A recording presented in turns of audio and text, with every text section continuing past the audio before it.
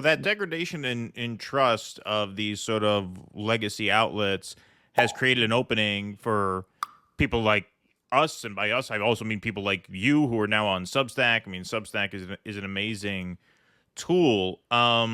It seems to me like these are kind of the best of times and the worst of times, in the sense that it is in theory easier than ever to start your own outlet and publish your own material. At the same time, that floods the field where it can be difficult to gain a foothold. So you're someone who kind of, you wrote for the Intercept for a while. Now you're on your own. What prompted you to make that transition? And how has it been for you? What do you think? What is your read on the landscape for independent journalists, such as yourself and anyone who may want to follow in your footsteps? It's a very good time for people like me and for us, for people in the independent media to carve out our own little niche, to create a financial model where we can make this possible. I don't think this would have been possible even a few years ago. Right. Um, it's very good. There's also big problems with independent media. There isn't the same type of scrutiny in terms of fact checking and editorial standards. And there's the dynamic of audience capture that, okay, if you're getting money just from your subscribers, then, if you have viewpoints or news that you want to break that might challenge the assumptions of your subscribers, you might self-censor, or, you might just start pandering. That's a big problem too. This isn't a perfect model. If I had my druthers, and if I could craft a perfect system, I would want a strong constellation of establishment media, big newspapers, magazines, TV shows, radio shows. I mean, I don't want them all working in concert to say the same thing, but I do want large organizations that have fact checkers and reporters on the beat who are doing, their own type of thing. In addition to a strong independent media of YouTubers, of bloggers, of independent reporters who are kind of outside the mainstream, who are questioning conventional wisdom. I think between the two, that's is the best way to find truth. Because it's difficult to find all the answers of, in terms of public phenomenon or political crises. This we're all kind of doing what we can. So we don't have that. We have like a deteriorating mainstream press, and still kind of a struggling independent press that's coming into its own. So I'm trying to be honest. I'm trying to kind of follow old school journalistic ethics. Trying to be rigorous in all my reporting. I'm doing both opinion commentary and investigative reporting. I'm trying to be fair-minded and ethical, but it's tough. Being on your own isn't easy, but I am enjoying it, and it's worked out really well because it's given me a lot of editorial freedom. The Intercept was a great place to work. It kind of fell victim to the same type of ideological capture that I think a lot of other press outlets have gone through. There's kind of a motivation. What kind would you say? Well, I don't know if it's easy to explain exactly the genesis of this, because I think a lot of people assume that because the Intercept was funded by Pierre Omidyar, it's a big Democratic donor, that there was this pressure to be a certain, have a certain ideology or partisan bent. I don't think that was really, that might have played some role. I don't know, but maybe in terms of some of the editors hiring, some of the hiring, but in general, the kind of ideological partisan capture just came from the ideology of the type of people who are hired. They're folks who really hated conservatives. This was a left-wing outlet, really hated Republicans, and had these strong beliefs around, the issue we just talked about with San Francisco around abolishing the police, right, or some kind of like strong left-wing views.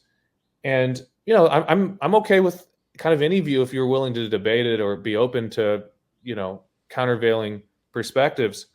But a lot of these folks were not open to those other perspectives and really wanted to vilify anyone with a different point of view. And that's not journalism. That was a big issue. The Intercept started as an adversarial independent outlet that was really questioning power and holding government and corporations accountable. and it kind of drifted into left-wing culture war, where we had all these debates around pronouns, and we had to go back and kind of people wanted to go back and edit our stories to say if you said congressman, it has to be changed to congressperson. Which maybe The that's okay, important but like, stuff. is this really the top priority of all the issues we have in society? And we got to call Trump a fascist. It's like, that I don't know if journalism really comes from, I don't think a central part of journalism is this accusation culture of like embedding cultural cues into your prose. It's just it's finding facts and reporting them, and providing analysis that's accessible to people. Maybe there's a place for this kind of pronoun debate. I don't know. I found it to be a distraction. I found the policing debate and many of these other kind of like identity politics debates to be an unprincipled distraction, because I don't know, from my view, like racial identity in particular, is a construct that is always changing, and to take this deterministic view that all white people are oppressors and all people of color are victims. It's just it doesn't hold true to my experience of reporting or my experience in society. It's not helpful in terms of how you run a journalistic institution. And it's not unique to the Intercept. A lot of left-wing kind of media outlets had this crisis. I don't, so in terms of where this came from, whether it's the donors, the owners of the Intercept, or just the type of people who go to work at these kind of places, it's probably a little bit of both. I mean, it seems there was a real sort of partisanship issue there too. Glenn Greenwald famously quit because they would not run his Hunter Biden laptop story. So that's even more shallow than your sort of ideological bent or your philosophical bent. That is something as shallow as, okay, there's an election in a few weeks. We're not running this because it's going to hurt our candidate. Like, I feel like that's even more superficial than to say this violates our philosophical stance as an outlet. And that seems to have been the straw that broke the camel's back for him. Yeah, that's right. I mean, candidly, there was a lot of concern at the Intercept at the high levels that because of reporting that I did, that Glenn did, and others in 2016, that was critical of Hillary Clinton, critical of the Democratic Party, that we had to somehow make up for it by being extra critical. I don't know, of maybe pulling back some punches or So promoting it wasn't Russia; it was actually you. Yeah, right. Exactly. I mean, I don't know. It's one of these things. It's like it's multifactorial. There's a lot of dynamics. And there was this concern that maybe we downplayed the Russian influence, but it's like, if anything, Glenn got that right. I think a lot of other reporters at the Intercept got it right, but they didn't get credit for it. If anything, they got kind of punished for it, for actually being correct on these issues that actually placed them in the correct context. That yes, there was some Russian meddling, but it was such a small factor, and that it was used in a cynical way by the Democratic elite to basically wash away all the other issues that the Democratic Party has, whether that's ties to big banks or corruption. And it was a scapegoat issue. It's an issue used to kind of unfairly go after Trump, and to wash the Democratic Party's hands clean of all its other issues. I mean, I'm proud of the Intercept's early reporting and what Glenn and I and others had written and wrote about on this dynamic, but it caused a lot of tension internally at the Intercept, where there are people from a very different point of view, and that was a big problem. Yeah, it's a real shame. I mean, what a great team. I mean, Glenn, Scahill's very good at what he does. I mean, and they had the resources to sort of assemble this great team of writers, and be able to put out, some very, very strong content on a regular basis. But it sounds like they just fell victim to the kind of, I mean, I hate to use a term as cliche at this point as Trump derangement syndrome, but that carries special weight, especially in light of recent events.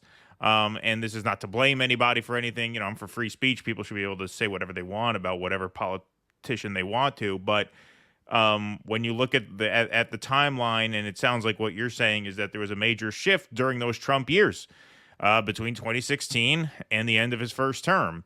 And now here we are again, Trump campaign number 3.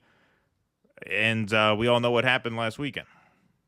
Well, look, actually, to tie it together a little bit, I mean, after Trump's election, there were also demands within the staff of the Intercept to promote violence, that to say that, you know, okay, this is because this is fascism, and maybe there's a logical argument here, even though I don't agree with any of it.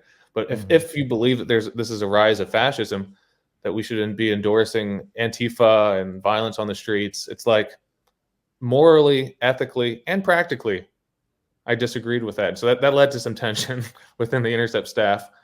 But, you know, we're coming full circle where we're seeing the role of political violence in a major election. And, you know, thank God Trump was not seriously harmed. You know, it's a tragedy that someone was killed at that rally.